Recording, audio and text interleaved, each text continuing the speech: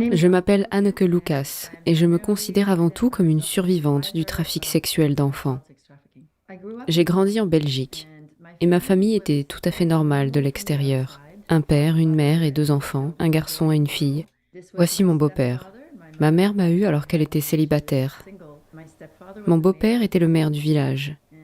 Nous n'étions donc pas pauvres. Les premières années, j'ai eu une nourrice lorsque ma mère était célibataire. Et on m'amenait à la nourrice tous les jours.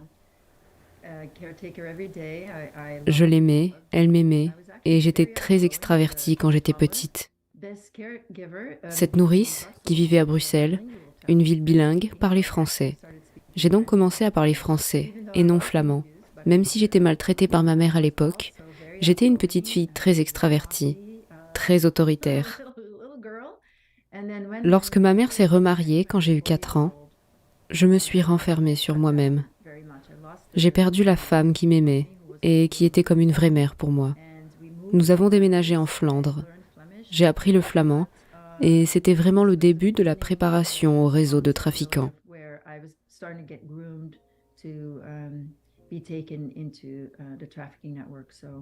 Je pense que ma mère a été ciblée par le réseau. Nous avons trouvé une femme de ménage. Et cette femme de ménage, ma mère ayant maintenant un fils de mon beau-père, mon frère, la femme de ménage a commencé à me proposer de m'emmener avec elle pour me surveiller. Pendant 1 an, la femme de ménage et son mari m'ont emmenée à des sorties. Lors de ces sorties, il y avait beaucoup d'enfants. Ils venaient toujours de Hollande. Nous allions nager toutes les semaines. Ils m'ont appris à nager. Je ne les ai jamais aimés. Les enfants semblaient changer tout le temps. Ils disaient toujours qu'ils étaient des cousins, des neveux et des nièces de Hollande. Et il y avait bien des enfants hollandais, mais aussi des enfants belges. Je n'y comprenais plus rien. Je n'ai jamais vraiment été autorisée à entrer en contact avec aucun de ces enfants, mais il y en avait beaucoup. Ils ont fait cela pendant environ 1 an, avant de m'amener au premier événement du réseau. Une fois que j'avais été amenée dans le réseau, ma mère a pris le relais des proxénètes. Je ne sais pas vraiment ce qui s'est passé, mais j'ai essayé de dire à ma mère ce qui m'était arrivé, avec les mots que j'avais à ma disposition à ce moment-là. Et au lieu de me protéger, elle a commencé à me conduire elle-même. J'ai été entraînée dans un réseau pédophile qui, à l'époque, était composé de grandes personnalités du pays, dont le chef était le ministre de la Défense nationale. J'ai appris plus tard qu'il s'agissait surtout de personnes très puissantes, occupant des postes importants, et d'un mélange de politiciens, de hauts fonctionnaires, de représentants du gouvernement, de membres du clergé et d'aristocrates.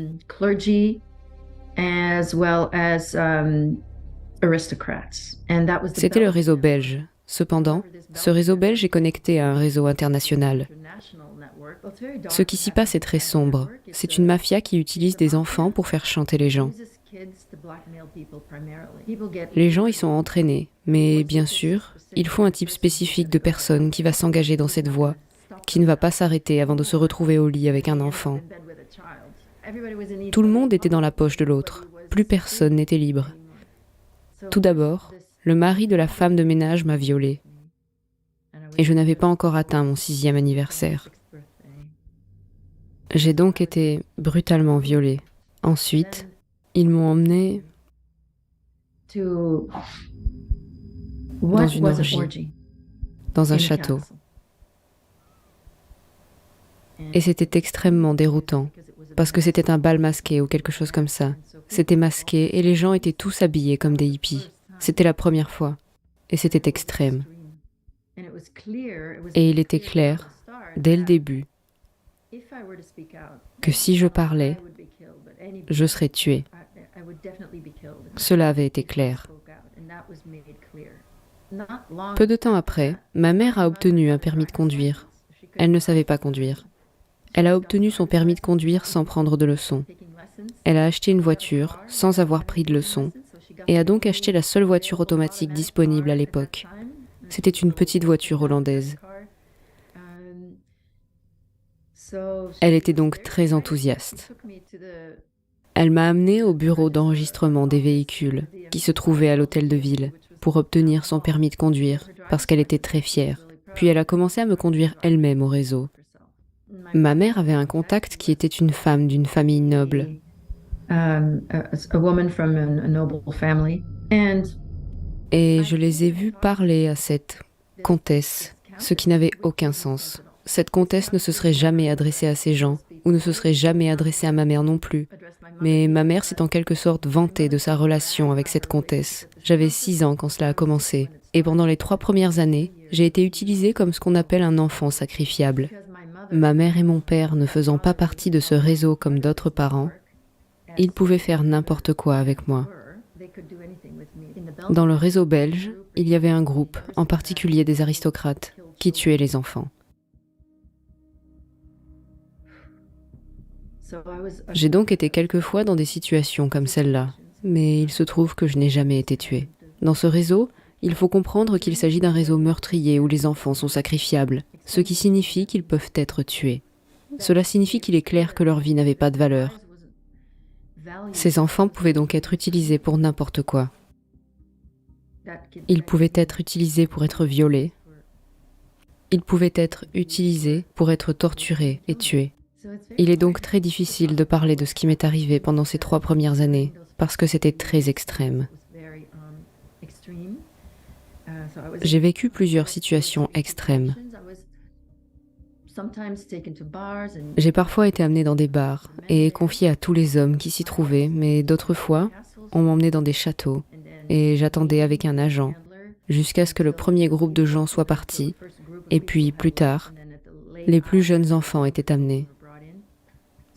Parfois, on m'emmenait chez quelqu'un pour la journée. Ma mère m'empêchait d'aller à l'école et puis elle me conduisait chez quelqu'un. Je me suis souvenue de choses concernant des situations extrêmes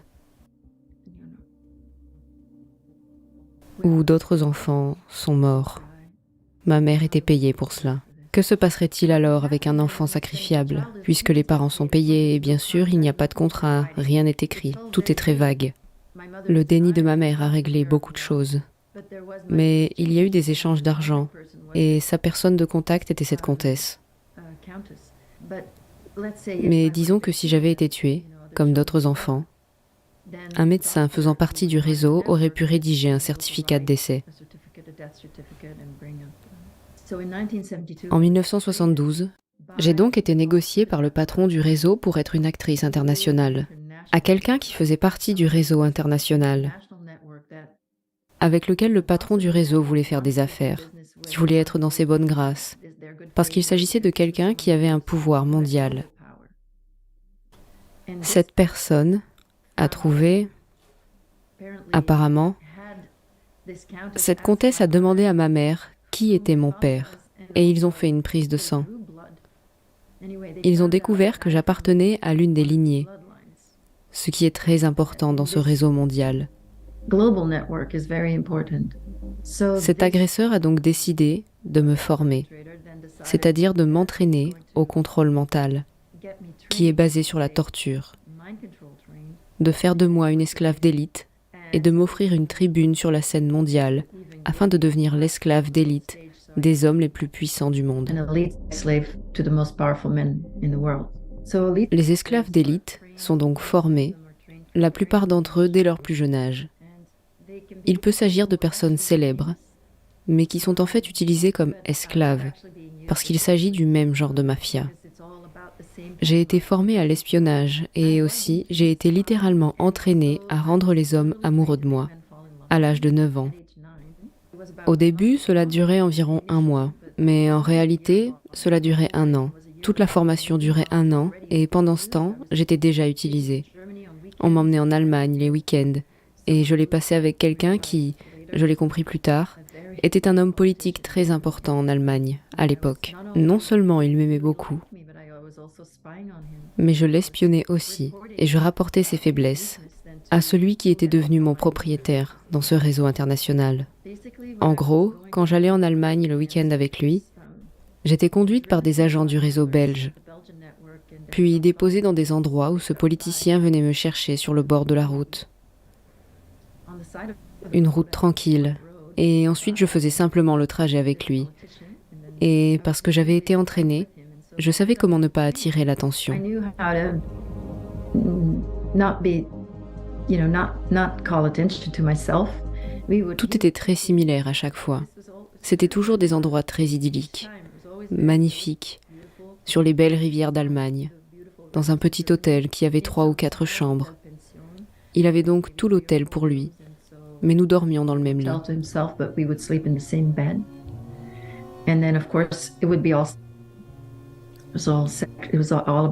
Il s'agissait donc de lui faire plaisir, et pour lui, je savais qu'il y avait une grande joie, ou peut-être que le mot plaisir est le bon, à voir les gens s'extasier devant lui, et être si reconnaissant et chanceux que cette personne très importante lui rende visite et les gratifie de sa présence. Si quelque chose arrivait, il disait que j'étais sa nièce. Il m'a appris à parler allemand, mieux parler. Je ne le parlais pas vraiment très bien. Alors, quand nous étions seuls, mais il était aussi très heureux. Il semblait très heureux d'être avec une petite fille qui était là pour lui de cette façon, en train d'écouter, de penser qu'il était génial, que c'était vraiment un homme bon. Mon entraînement d'esclave consistait à le flatter au maximum, pour qu'il se sente vraiment bien dans sa peau. Et c'est ainsi qu'il se sentait bien dans sa peau. Il a donc clairement apprécié la proximité physique et la chaleur et ce qui est apparu comme de l'amour pour lui, je pense. Cette année-là a donc été très particulière, puisque j'ai fait l'objet d'un entraînement à haut niveau. Mon propriétaire, si je puis dire, cette personne qui voulait me posséder comme esclave, avait des projets pour moi. Et cela a été discuté même avec d'autres personnes du réseau.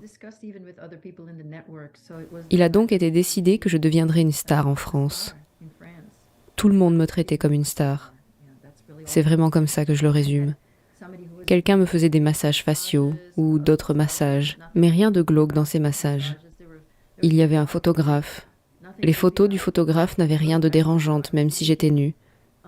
Et tout le monde me transformait en ce que j'allais devenir, c'est-à-dire une chanteuse française. J'avais un professeur de chant, et il n'y avait rien que je puisse faire de mal. Tout était positif. Il n'y avait pas vraiment une correction. C'est un peu la façon dont on nous apprend aujourd'hui à traiter nos enfants, à nous concentrer sur le positif. Mais je n'avais jamais vécu cela auparavant, et soudain, il y a ce professeur de chant. Il fait ressortir le meilleur de ma voix, la pureté de la voix, et m'apprend à chanter certaines chansons françaises. Je chantais ces chansons et c'était facile. Le français est revenu très facilement. J'allais finalement être intronisée dans la secte. L'intronisation dans la secte était en quelque sorte l'obtention du diplôme, le début de ma nouvelle vie. Pendant cette année-là, on a beaucoup parlé de ce qu'allait être ma vie, du confort, des plus beaux appartements de Paris, de la meilleure maison sur la Côte d'Azur, du yacht, du respect, de la plateforme.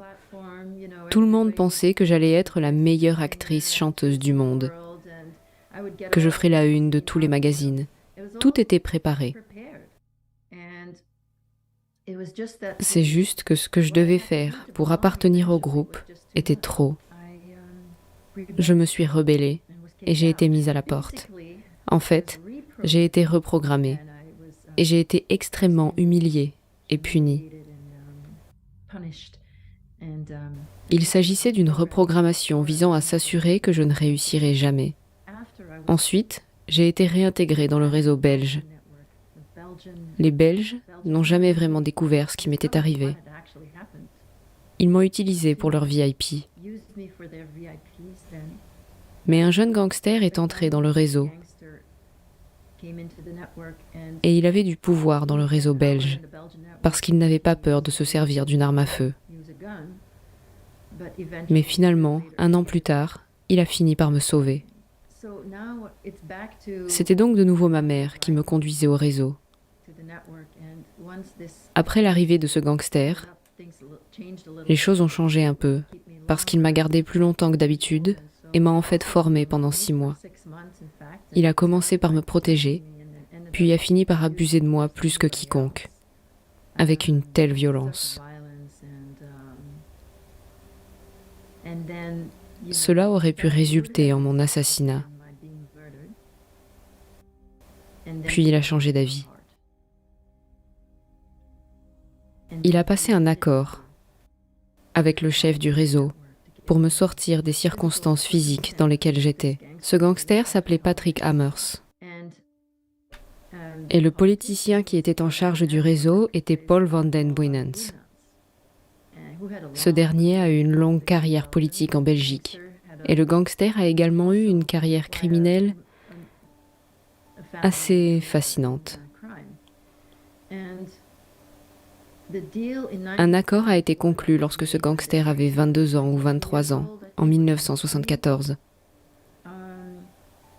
Il s'est engagé à travailler pour le politicien afin de me faire sortir.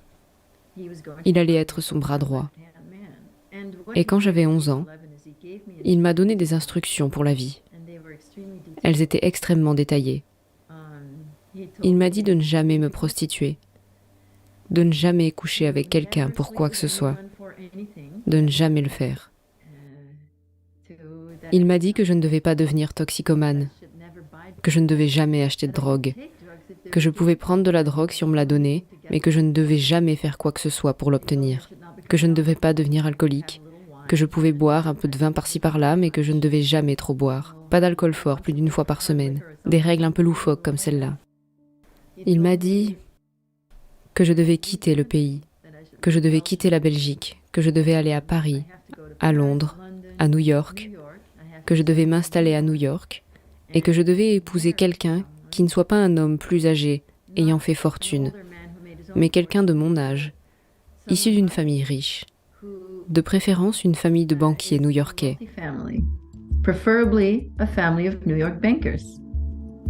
Tout cela est sorti de sa bouche, alors qu'il me ramenait chez moi la dernière fois. Et bien sûr, cela incluait de ne jamais parler du réseau, de ne jamais dire quoi que ce soit à qui que ce soit, de ne jamais le faire. Ces instructions de vie se sont installées très profondément en moi, parce qu'il avait fait cette bonne action dans sa vie. Il avait fait cette chose désintéressée pour moi dans des circonstances très dramatiques.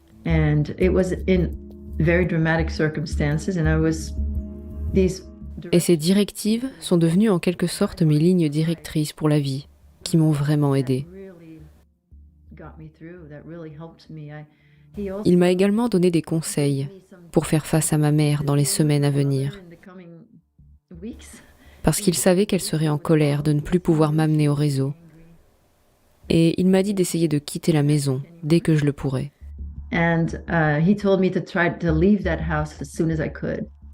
Une fois que j'ai été sauvée du réseau, je n'ai plus jamais été victime de la traite. J'ai suivi de très près les directives qu'il m'avait données. À l'âge de 16 ans, je me suis retrouvée dans le quartier chaud d'Anvers. Et grâce à ces conseils, je n'ai jamais couché avec qui que ce soit.